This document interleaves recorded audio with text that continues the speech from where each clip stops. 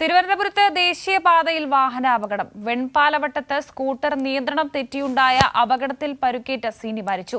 കുഞ്ഞടക്കം 3 പേർ മേൽപ്പാലത്തിൽ നിന്ന് സർവീസ് റോഡിലേക്ക് വീഴുകയായിരുന്നു.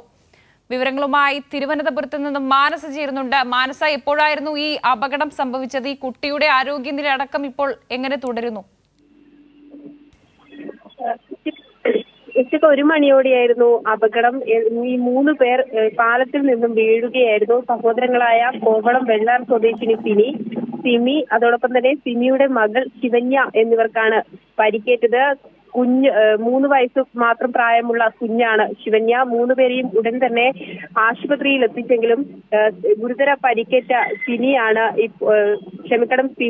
അല്പസമയം മുൻപ് മരിച്ചു എന്ന വാർത്ത പുറത്തുവരുന്നത്. വെൺപാലവട്ടത്ത് സ്കൂട്ടർ നിയന്ത്രണം തെറ്റിയായിരുന്നു അപകടം ഉണ്ടായിരിക്കുന്നത്. ഇവരെ സമീപത്തെ സ്വകാര്യ ആശുപത്രിയിലേക്കാണ് പെട്ടെന്ന് എത്തിച്ചത്. ഗുരുതര പരിക്ക് ആയിരുന്നു സിമിക്ക്. അതുകൊണ്ട് തന്നെ അതീവ തീവ്ര പരിചരണ വിഭാഗത്തിലായിരുന്നു ഉണ്ടായിരുന്നത്. ഏതായാലും അല്പസമയം മുൻപ് സിമി മരിച്ചു എന്ന വാർത്തയാണ് പുറത്തു വന്നത്. ഏതായാലും ഈ ഒരു സംഭവത്തെ തുടർന്ന് പേട്ട പോലീസ് വേണ്ട നടപടികളൊക്കെയും സ്വീകരിച്ചു വരികയാണ്. മാനസ, ഈ മൃതദേഹത്തിന്റെ പോസ്റ്റ്മോർട്ടം അടക്കം പൂർത്തിയായിട്ടുണ്ടോ? ഇപ്പോൾ നിലവിൽ ആശുപത്രിയിൽ തുടരുകയാണ്. അല്പസമയത്തിന് ശേഷം മാത്രമേ മറ്റു നടപടിക്രമങ്ങൾ, ഈ മൃതദേഹം പോസ്റ്റ്മോർട്ടം നടപടിക്രമങ്ങളൊക്കെയും അല്പസമയം കഴിഞ്ഞതിന് ശേഷം മാത്രമേ ഉണ്ടാവുകയുള്ളൂ.